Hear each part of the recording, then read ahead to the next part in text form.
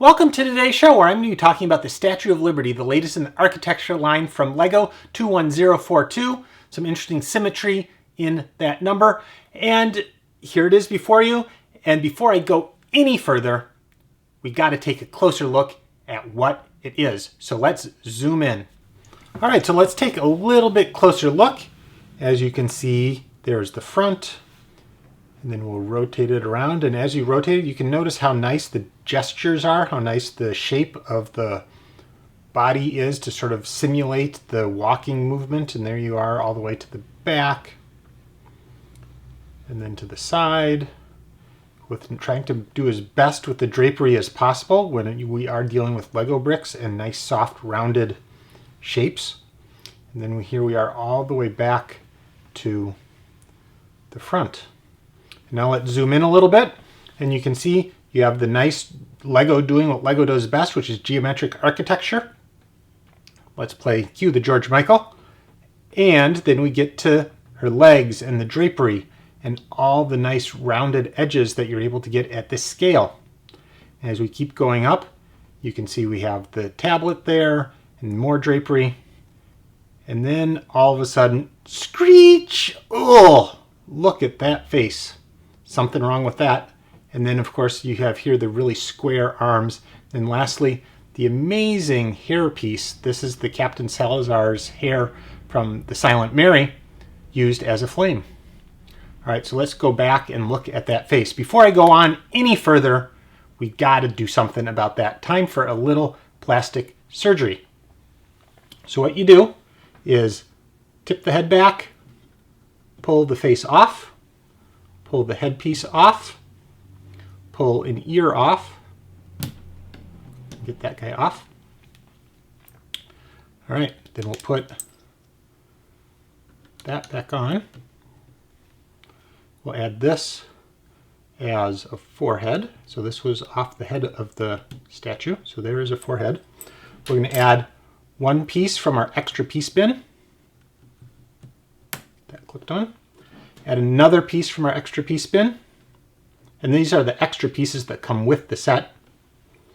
And then we're going to add a cheek and a chin. And then off the lower back here, we're going to grab one piece of drapery.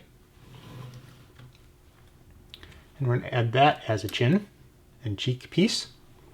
And then we're going to take one of these extra pieces and add that back onto that drapery to sort of disguise that. Again, that's another extra piece that comes with the set. Then lastly, we're going to add this on sort of as some hair, sort of as a cheek piece. And actually this was going to be up one notch, and that was going to be up one notch like that. And then we can put that back down. Holy smokes, I think that looks much, much better because after all, her face is rounded. It is not a flat shield. So that is my solution using only existing pieces. Is it perfect? No, but this scale doesn't allow for fine texture. You just have to go with the overall shape, the feeling of what it is. And a face is round. It is not a flat shield. So from here on out, that is how I'm going to display it. Now that that's corrected, let's go on to the real part of the review now that I'm much more satisfied with my model. So there are your stats. Price $120. Relatively the same throughout the world. Of course, Canada is the cheapest, Netherlands the most expensive, and it has 1,685 pieces. It seems like they almost had enough pieces to make another nice coincidence like they did with the NASA rocket, but they didn't. It weighs 3.2 pounds, and that gives you a value of $38 per pound for the weight of the plastic that you're getting in the box, which is expensive, like every architecture set. More expensive than a regular set, but pretty much in line for any architecture set. It has a box size of 0.26 cubic feet, and here it is. It sort of looks like a shoebox. Sort of a funny shape for a Lego set. No, I don't think anything has come exactly in this size box before. Sort of looks like a shoebox, but there you go. Shipping class of 3. It's a weird shape, heavy for its size, so it might be expensive, more expensive than you would think to ship.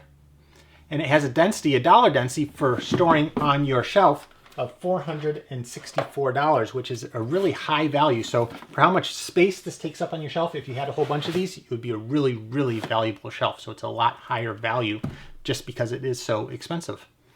Lastly, it will probably retire in 2021, and that's based on some history of the architecture line. So let's take a break and jump to all the architecture sets that have ever been out. There you go. That's a really, really long list. The type is really, really small.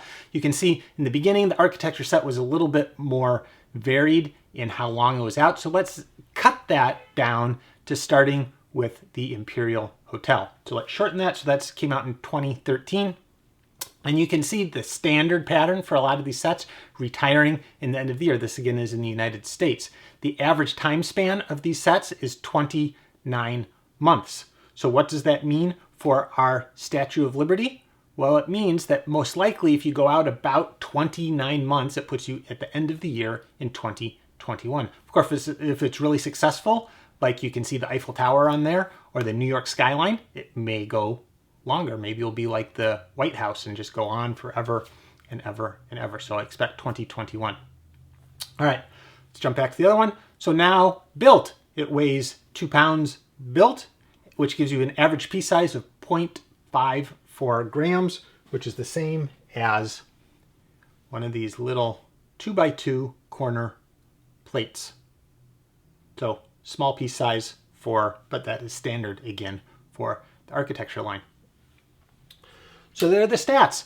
And has this ever been done before? What are some of the other sets that maybe we could compare this to? Because I like to show you how big something is. So let's scoot the box out of the way. And of course, the most obvious set to compare it to is this set from the Skyline set from 2005, which is the last sort of scale Statue of Liberty that's been done. And you can see how big that is.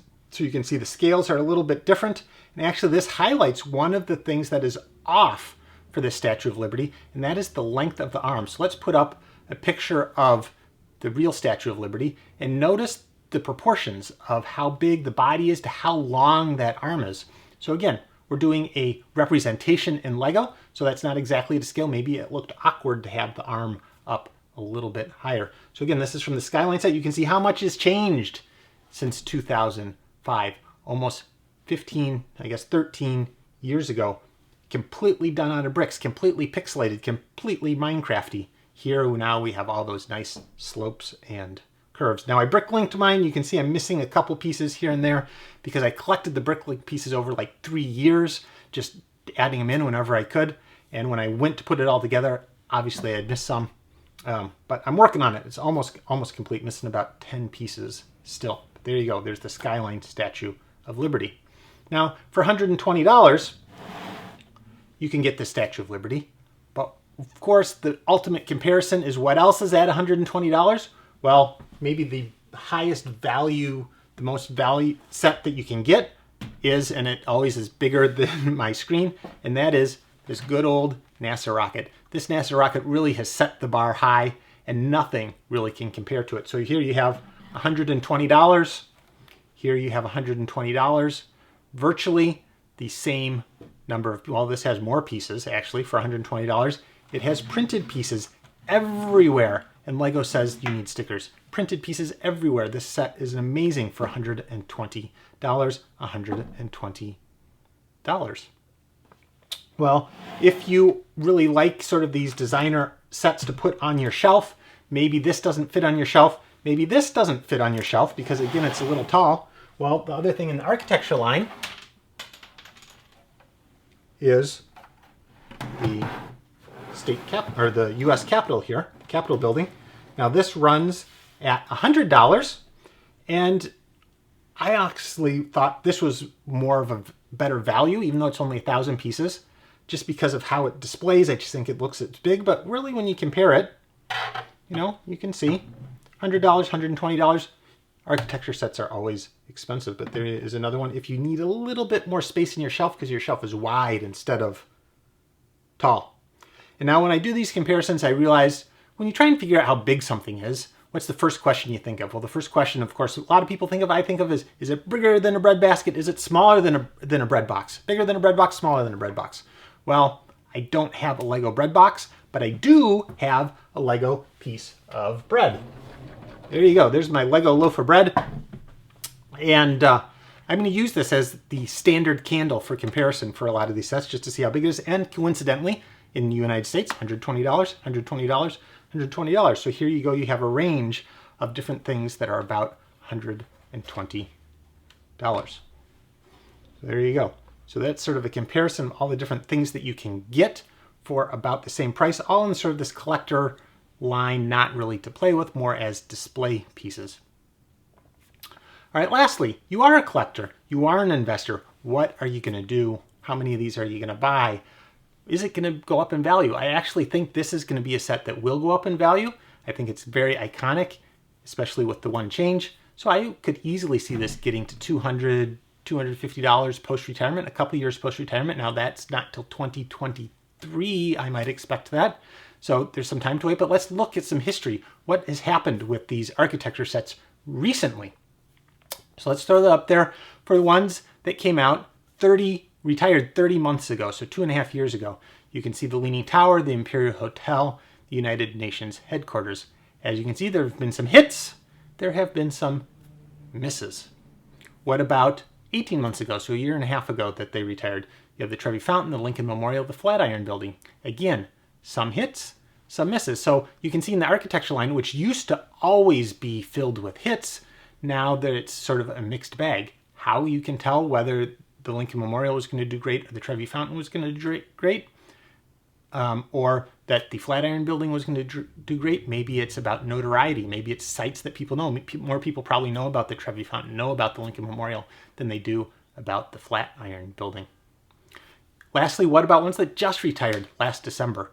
So you can see there, you have the Louvre, Venice, and Berlin. So the Louvre is another standard architecture set. The Venice and Berlin are the Skyline series. So those are a brand new series of Lego sets. And you can see they are more valuable than they were when they were released, but the jury is still out on all of those. So if I were going to buy architecture sets, I would obviously wait till this one was below $100, at least 20% off, maybe 30% off. It's hard to find them because they are not widely distributed in most retail stores, at least not in the United States. So you have to buy them online. You have to wait for sales online, which just doesn't happen that much with architecture. So it's sort of a crapshoot. You have to pick the good ones and skip the bad ones, but it's not always obvious which is which. So what am I going to do with this? Well, of course, I got a bunch when Walmart had them at $72 right at release.